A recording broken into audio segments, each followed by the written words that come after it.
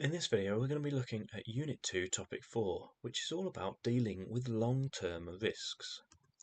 As part of the video, we're going to be firstly looking at the concept of risk and reward, then we're going to be looking at methods to minimize our susceptibility or exposure to risks. Firstly, by using insurance, then FSCS. We're going to be looking at providing for others, then we're going to be looking at a mix of products and providers. So, risk and reward then. Risk is the possibility that something harmful or damaging could occur.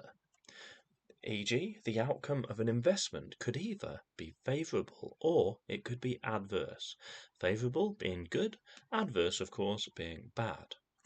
Generally, the higher the risk, the higher the potential for reward. So, a little task. We need to rank the following investments from least to most risky.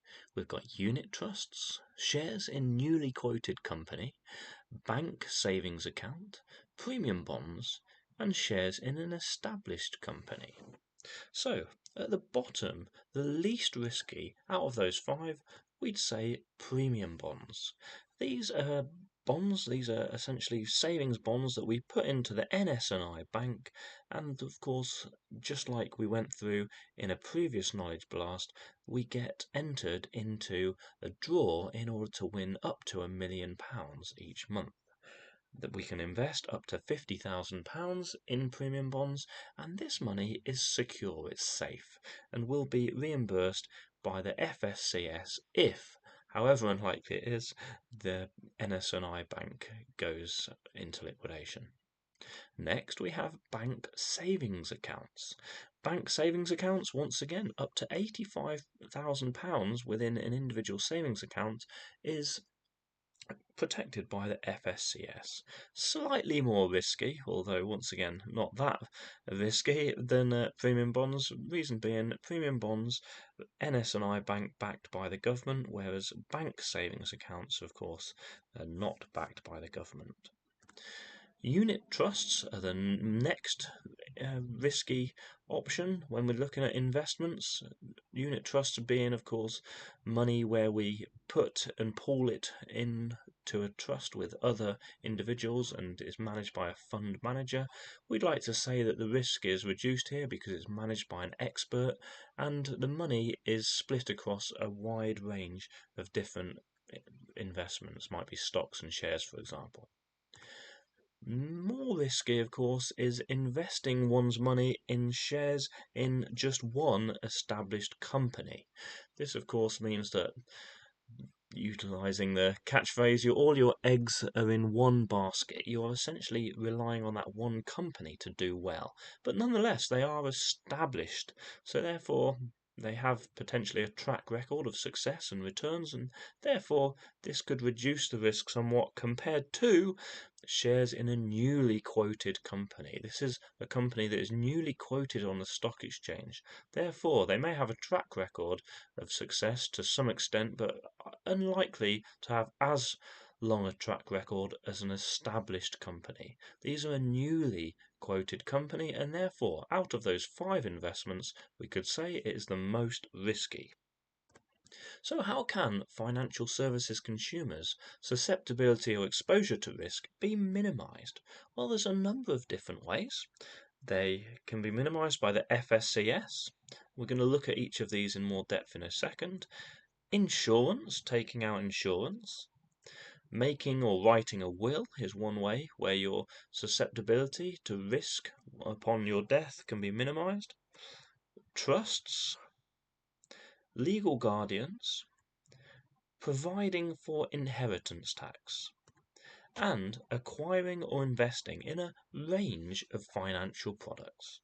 So firstly, the FSCS, what is it? Well, the Financial Services Compensation Scheme guarantees that up to £85,000 in a specific savings account will be repaid to that saver if the bank goes into liquidation, i.e. it goes bust. So that is a real positive, a real beneficial way that we can protect ourselves against susceptibility to risk, and this is already in place, so it's not something we have to look into ourselves, it's already in the banking regulations.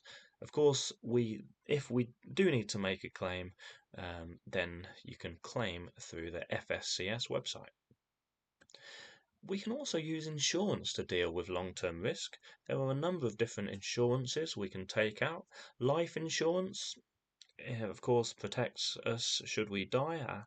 Our dependents who are left behind will get either a lump sum or payment over installments over the long term.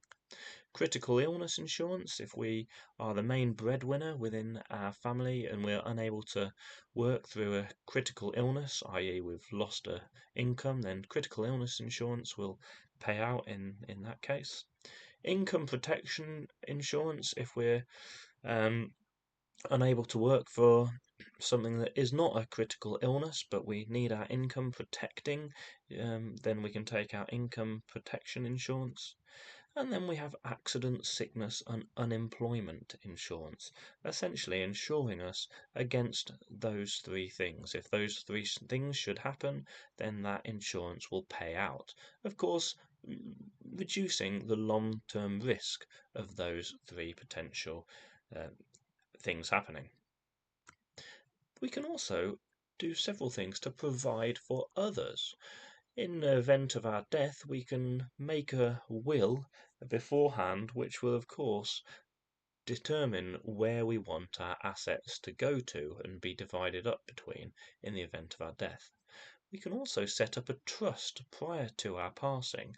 This will mean that our assets are put into a holding pen, so to speak, in order for us to then pass it on to our dependents or a beneficiary after we pass away.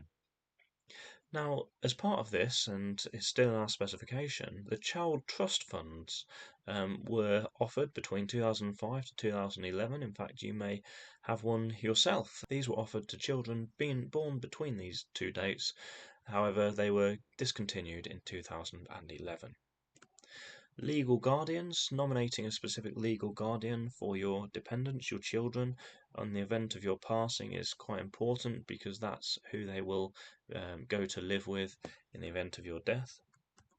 Providing for inheritance tax. Now, if you should pass away and you have a substantial amount of assets, those assets are likely to be subject to something called inheritance tax. So if your beneficiaries of your will benefit from your estate, essentially, they will be subject to paying inheritance tax, essentially a tax on what they inherit to the government. So how can you provide for inheritance tax? Well, inheritance tax, as we said, is a tax on the estate, so the property, money and possessions of someone who has died.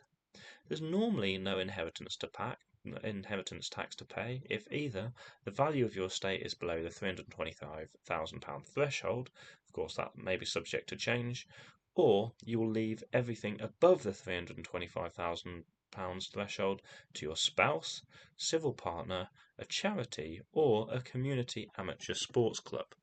But of course, if you are the only surviving partner, or you do not have a spouse and you do not wish to leave it to charity or a community amateur sports club, then you will be subject to inheritance tax. Now, the standard inheritance tax rate is 40%. It's only charged on the part of your estate that's above that £325,000 threshold, but of course, you may wish to think about providing for inheritance tax prior to your passing.